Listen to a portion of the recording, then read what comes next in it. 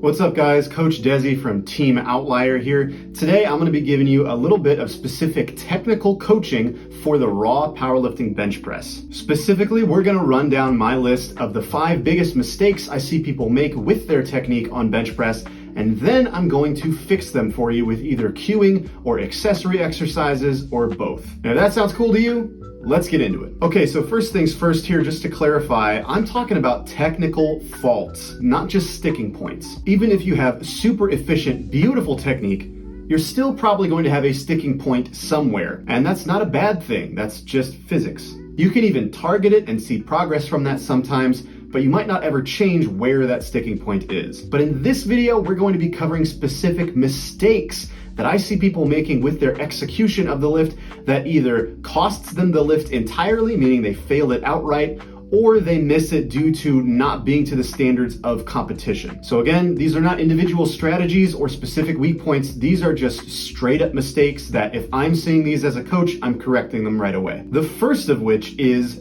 over tucking the elbows. This is just one of those old habits that people usually pick up from either high school football coaches or old head powerlifters. On the surface, it doesn't seem like a bad thing because you will tuck your elbows to some extent in a powerlifting bench press. When it becomes a problem though is when it prevents you from staying stacked, messes with your leverage or timing of the lift, or causes pain. The elephant in the room that I want to get out of the way right away is that some people fall into this bad habit because they're trying to find their lats or bench with their lats on bench press. And I'm here to tell you that for almost everybody listening to this who is a raw powerlifter, this is just straight up a waste of your time. What this is a holdover from when equipped powerlifting was the norm. When you're in a bench shirt, you're actively having to fight to pull the bar down to your chest. That's very often the hardest part of the lift.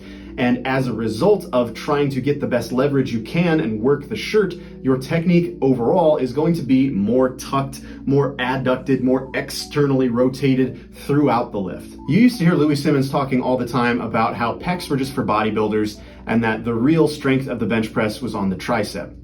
Maybe that's true for multiply and just generally equipped powerlifters, but that's almost certainly not true for raw benchers. Equipped lifters organize their entire movement strategy around the shirt. Raw lifters pretty much do so around the pecs because these have the greatest potential as a muscle to lend to your bench press. So, how do you know if you have this problem? Well, if your elbows start to excessively come in towards your sides during the descent, or if when you view this from the side, the bar is way forward of your elbow position, or sometimes you even see people trying to sort of externally rotate as they press almost through the inside of the elbow. And coincidentally, these people almost always have elbow and tricep pain. So to fix this one, I start with cueing. Firstly, just forget about finding your lats for now. Just focus on reaching your sternum up to the sky in your setup and having a nice sturdy leg drive, which we'll talk way more about later. Then focus on trying to meet the bar in the middle with your chest as you lower it. Find your touch point more so around the base of your sternum and just let those elbows drop straight down to the floor. For some people, they may drift inwards a little bit, but it shouldn't be something excessive or something that you're actively pulling into. And then just as importantly, on the concentric,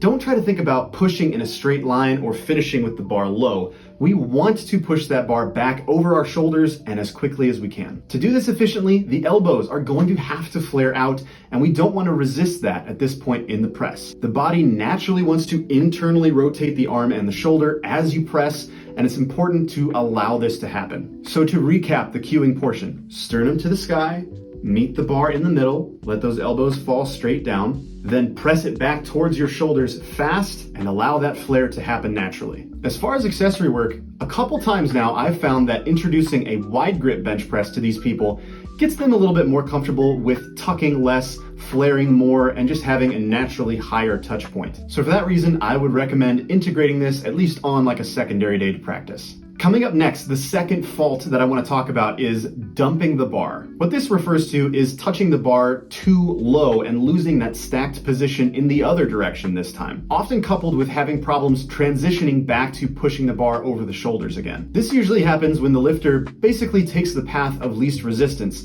and instead of allowing that eccentric phase to stretch and load and stay in the pecs, they end up dumping the bar and relaxing a little bit. Sometimes you also see this with people who have the proverbial power belly, or maybe a huge arch that they're trying to use as sort of a springboard. Fair play there if you can get away with it and it's efficient for you.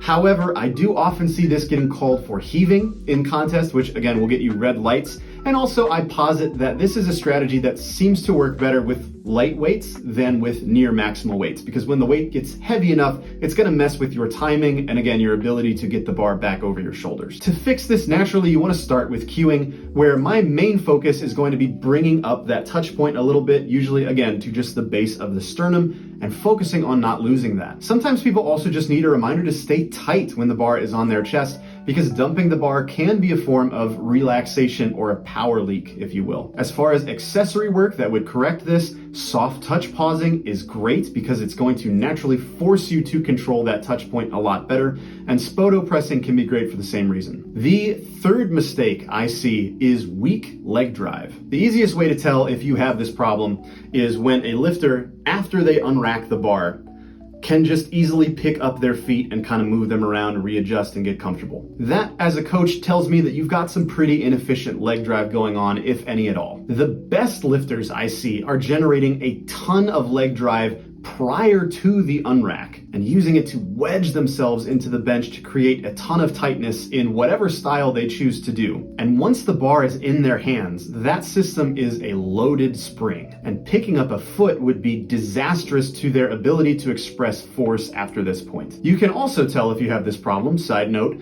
if your bench press and your Larson press are essentially the same number. That means you literally get nothing out of your leg drive. So how do we fix this? First step is making sure that your bench is sticky enough to hold you in position, otherwise this is not going to work. If your bench is pretty slick, put down some shelf liner or a yoga mat to help keep you in place. Then, think about driving yourself along the bench using your feet like a leg press. On a sticky enough bench, you're not actually going to slide anywhere, it's just going to help push your sternum up, keep the whole system tight, and help transfer energy into that barbell to push it back over your shoulders. For accessory work, tempo bench press is the absolute king here. It lets you focus on that leg drive for a more extended period of time to get more practice. It should feel like as much of a leg exercise as a chest exercise if you do this correctly. Next up, we have problems with the pause. This is a little bit general here, but it is extraordinarily common with newbie powerlifters because let's face it, if you don't compete, you are not training the bench press with a pause. That's just how it is. And when you're not used to having to do that pause all the time, you can build up a ton of bad habits that just don't translate very well to competition. This most commonly manifests itself as just not staying tight in the bottom like we talked about a minute ago, or generally just experiencing a huge loss of strength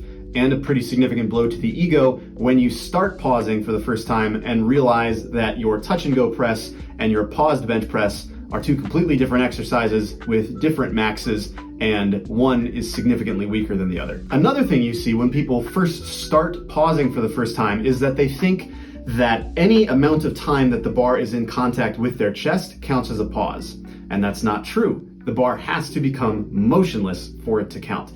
This is another way people develop the habit of heaving, which again, red lights in competition. To fix this, the solution is pretty straightforward.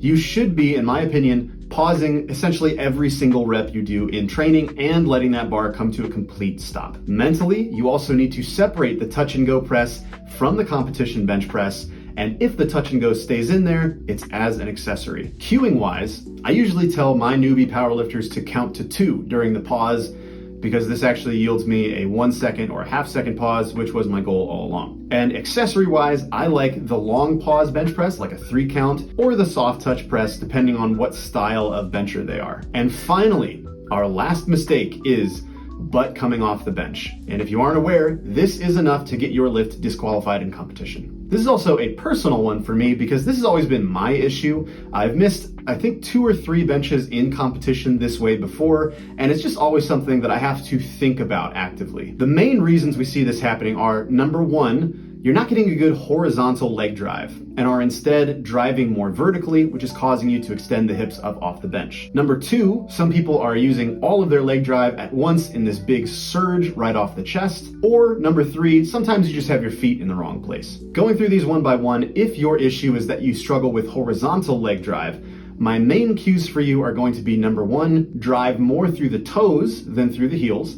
And number two, think of it more like a leg extension than a leg press. Even though a lot of great lifters are pushing through their heels, if you're having this issue, sometimes what's happening is that heel pressure is causing you to cue hip extension, specifically through the glutes, which in this case is just gonna pop your butt off the bench. So instead, if you press more through the toes, it's gonna keep you more in your quads, it's gonna cue more knee extension, and it's going to keep you on the bench more. If you struggle with hips coming off the bench because you surge all of your leg drive in one big push right when you initiate the press, you probably need to balance that out more with a more constant leg drive. For starters, don't just drop your hips down to the pad when you're unracking, float them down, keeping tension in the quads the whole time. Anytime you relax the lower body during your setup, you're creating laxity that can come back to bite you later. Even before your unrack, you should probably already be leg driving as hard as you ever will be at any point during that rep. And the best place to practice both of these skills, by the way,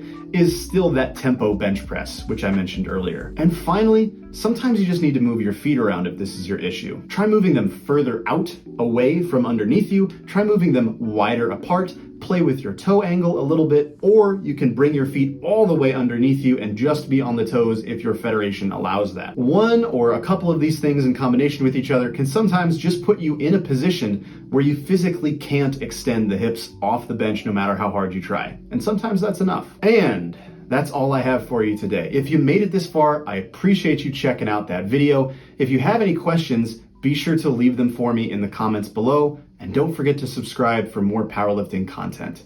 I will see you guys next time.